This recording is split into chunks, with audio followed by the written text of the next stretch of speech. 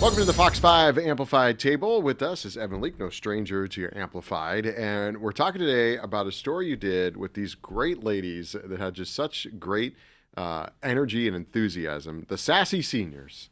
Yeah, you don't just normally walk around with pink pom-poms. I do this every day, Tom. No, it was so great. The energy of it was awesome. The cliff notes, I guess, to kind of get you guys set up into it. I'd seen some posts on Facebook over the past couple of months, and it was this group, and they were just all dressed in pink, all had these pom poms out, but they were at different community events. And I was like, oh, that's kind of cool. Oh, that's kind of cool. And after 6 or 7 posts of seeing it over a few months, I was like, let me look closer into this.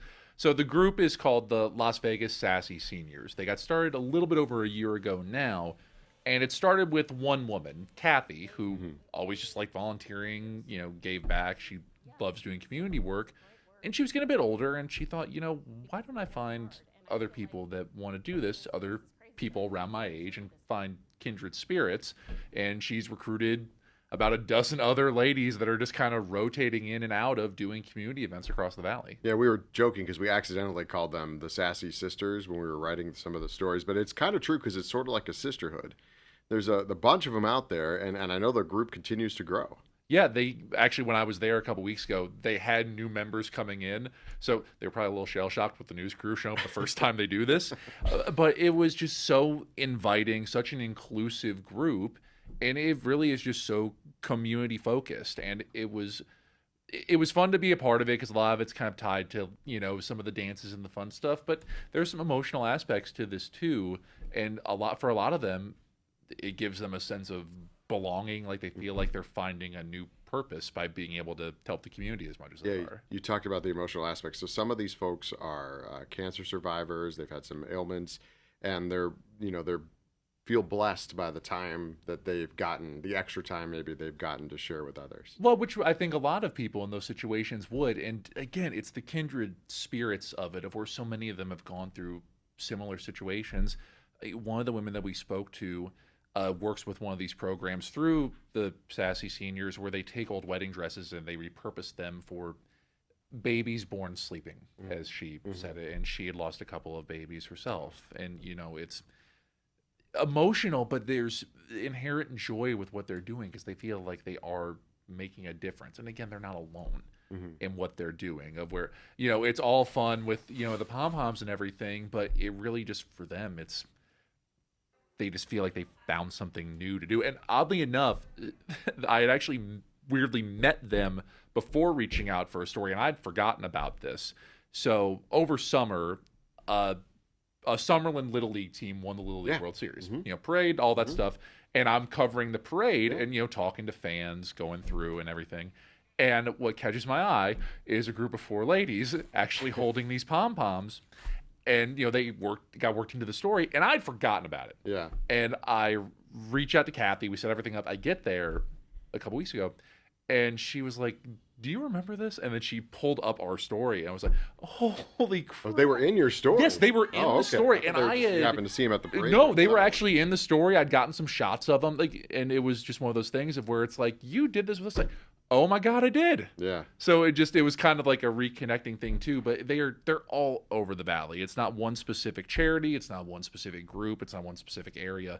They are doing as much as they can. Last year, they did 4,000 hours of community service just amongst their group. I was going to ask you, what are some of the charity things that they've done? Do they all have a connection to something, or not necessarily? Not necessarily. They're asked to come do I something? think it has started with ones that Kathy directly had some connection with, but it's gotten to the point of where organizations are reaching out to her that she hasn't worked with because of how active they've been on social media, trying to post stuff out. Everything from working with veterans. Last November, they've done community cleanups, highway cleanups, that type of thing. They've done stuff throughout February for Heart Health Month and working with the Red Cross and some other places. So there's nothing off limits for them in terms of the organizations that they want to help.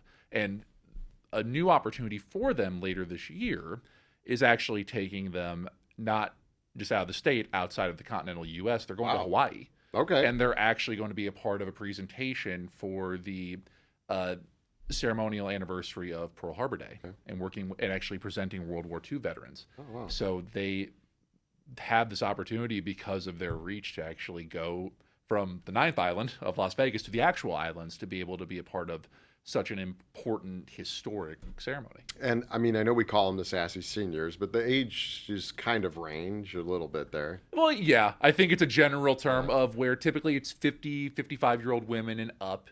And they lean into they lean into the sassy thing. I will tell you that Well, much. hence the pink.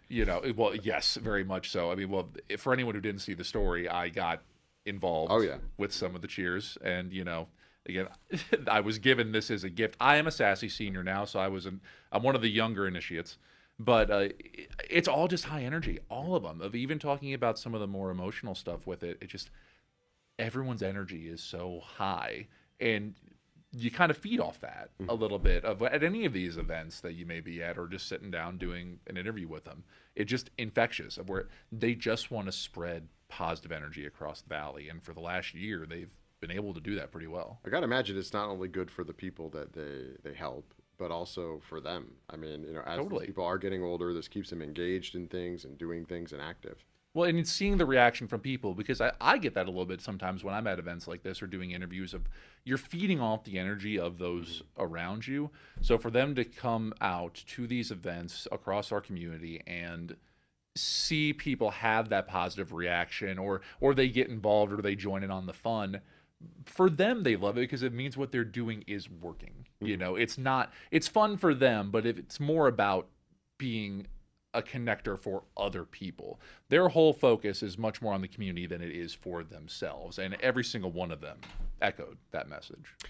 They're growing? I mean, there's always new people coming into the group. Yeah, they are. They kind of get new people in the fold. It's not very strict requirements either. I think really the only things that they wanted people to do that want to come and be involved is you need to be free Tuesday nights, because that's when they have these planning meetings, they do rehearsals. That's kind of when they get everything put together, and need to be available to do 10 hours of community service a month. That's really the only aspect, because it's not all of them going every time necessarily. I mean, you could have 3 go, you could have 13 go. I think it's trying to balance it out, but it's just trying to make them understand, hey, if you want to be a part of this and be a part of this community, we're happy to have you, but we want to know that you have a base level of commitment to give to be able to be a part of this. So if somebody out there does want to be a part of it, how do they find them? So you'll find a little bit of contact on our website through our story, but in general, look up Las Vegas Sassy Seniors on Facebook. You're not going to forget it. The page sticks out quite a bit. Look for the pink. But yeah, just reach out to them. I think they're always open to hearing from more people, and just anyone that wants to find a community group they want to be a part of, but also just people that want to help. I mean, it's purely a story focused on those that are dedicated to helping the Las Vegas Valley.